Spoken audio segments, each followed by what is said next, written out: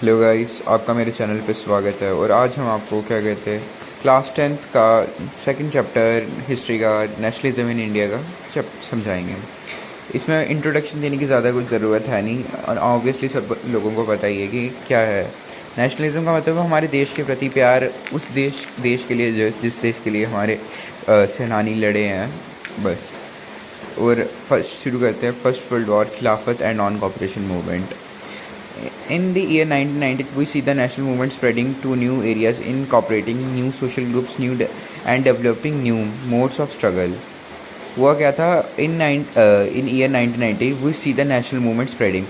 year 1990 में ये हो रहा था कि लोगों को समझ आ रहा था कि क्या करना क्या है इस टाइम, अब इन अंग्रेज़ों से देश को किस तरह छुड़ाना है।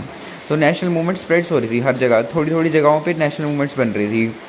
Spreading new areas, incorporating the new social groups. अब देखो क्या करते थे ब्रिटिश लोग, नए सोशल ग्रुप्स बना देते थे और डेवलप न्यू स्ट्रगल्स का नया मोड बना देते हो। अब उनमें इंडियंस ने इनकॉपरेट करना स्टार्ट कर दिया।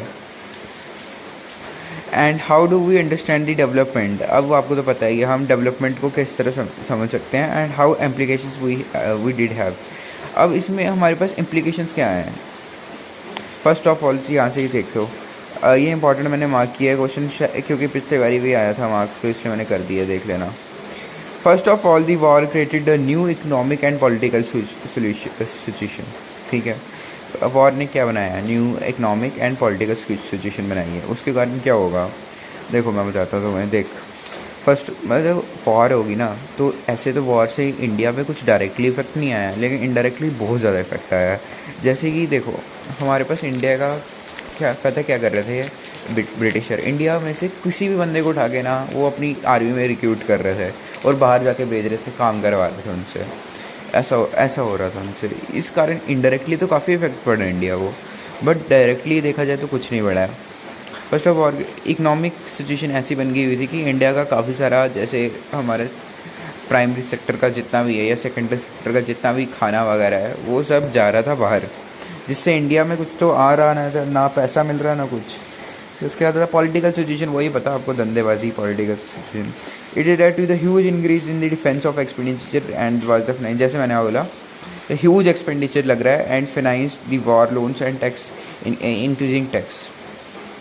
अब इस कारण क्या हो गया, देखो पैसा तो चाहिए अब तुम्हें, अब वो टैक्स ही बढ़ा रहे हैं इंडिया से, खाना भी इंडिया से ले रहे हैं, पैसे टैक्स भी इंडिया से ही बढ़ा रहे हैं। ठीक है, कस्टम ड्यूटीज़ वर रेस्ड। अब बाहर से जो भी शिप लोड हो गया, किसी भी चीज़ का आ रहा है, उस पर कस्टम ड्यूटी थोड़ी ज़्यादा लग रही है। इनकम टैक्स इंट्रोड्यूस हो गया था उस टाइम तक। Through the war years prices increase and the common people and the villages were called upon the supply soldiers. The force requirement rulers cause the wide spreads of the wide spread of anger then the 90। हम ठीक है, अब पता है आपको लोगों में काफ़ी ज़रा वो हो गया होगा, गुस्सा बढ़ गया हुआ है, और अब कितना ही कोई बंदा झेलेगा इस सब चीज़ को। और फोर्स रिक्वायरमेंट के कारण उन्होंने तो हद ही कर दी थी कि बस उठा रहे थे बंदों को और फोर्स रिक्वायरमेंट में डाल रहे थे। Then in 1918 in 1919 in 1921 the crops failed in many parts of India resulting acute shortage of food. इस वजह अब इस कारण क्या हुआ, 1918, 1919 और 1921 में 4 साल तक क्रॉप्स काफ़ी ज़्यादा फेल्ड हो गई इंडिया में, बहुत ज़्यादा।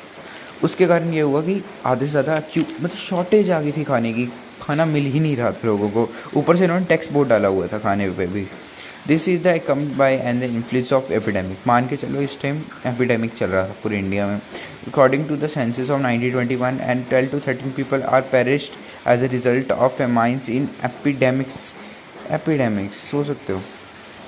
The people who hoped the hardships would end after the war was over, but that not happened. लोगों को लगा कि वॉर के बाद इनकी हार्डशिप्स ख़त्म हो जाएंगी और वो क्या कहते हैं अब आगे सुख से जिएंगे।